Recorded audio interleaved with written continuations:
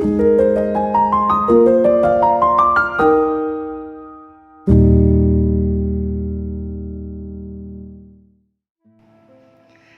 sejahtera saudara yang dikasihi Tuhan. Pernahkah Anda berjumpa dengan orang yang merasa kesal karena berpikir Tuhan tidak segera menjawab doanya, sementara ia sudah berdoa sekian lama?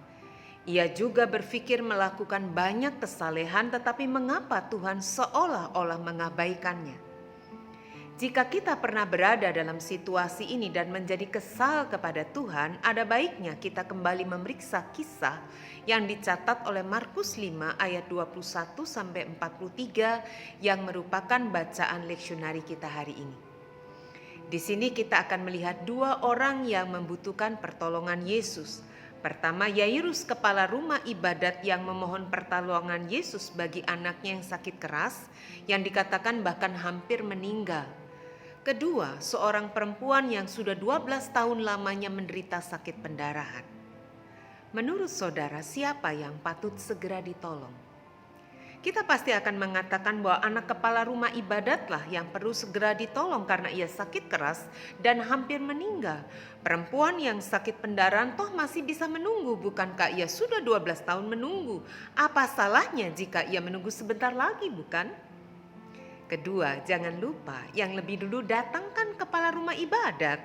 Apalagi ia datang khusus mencari Yesus, bahkan ia tersungkur di kaki Yesus yang menunjukkan penghormatan sekaligus harapan yang besar agar Yesus menyembuhkan putrinya. Siapa yang tidak tersanjung saat menerima perlakuan ini? Apalagi ia adalah kepala rumah ibadat, sosok yang dihormati di tengah-tengah masyarakat. Bandingkan dengan perempuan yang sudah 12 tahun menderita pendarahan, secara sosial ia pasti tidak sebanding dengan kepala rumah ibadat. Bukan hanya karena ia seorang perempuan. Ingat bagaimana orang Yahudi pada masa itu memandang rendah perempuan. Tapi juga ia mengalami sakit pendarahan yang dipandang najis. Itulah sebabnya ia tidak bisa datang beribadah di bait Allah. Ia juga tidak mungkin bergaul dengan orang lain karena kenajisannya.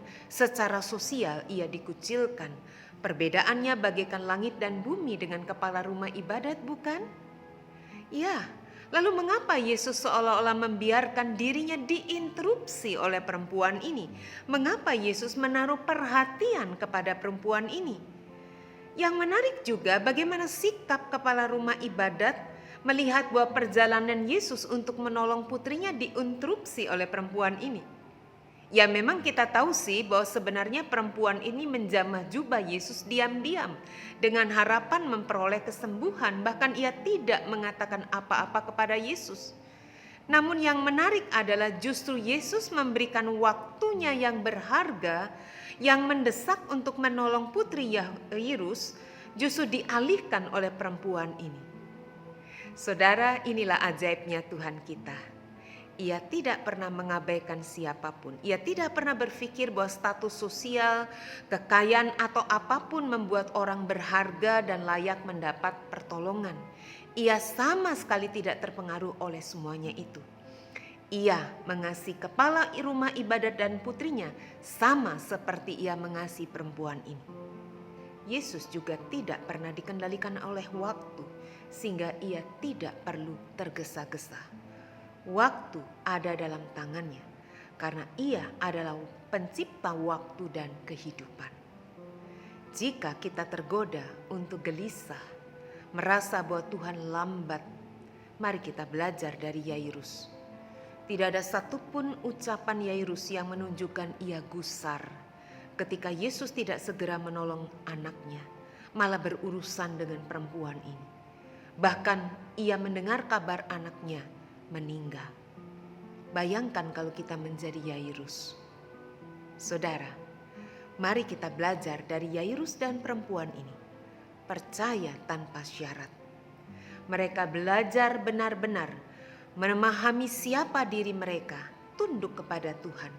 Bukan seperti kebanyakan orang yang mengatur Tuhan untuk tunduk pada dirinya. Bukankah segala sesuatu ada dalam tangannya?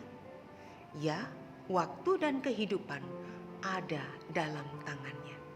Saudara percaya? Mari kita berdoa. Ya Allah, kami mau belajar mengerti dan percaya bahwa hidup kami, waktu kami, semuanya ada dalam tangan Tuhan. Maka kami tak perlu ragu, kecuali kami percaya dengan total, dengan berserah total pada Allah. Bantulah kami Tuhan, menatap kepada Tuhan, sungguh-sungguh membiarkan Tuhan dengan waktu-Mu bekerja dalam hidup kami. Karena kami tak punya kuasa atas waktu, apalagi atas Tuhan.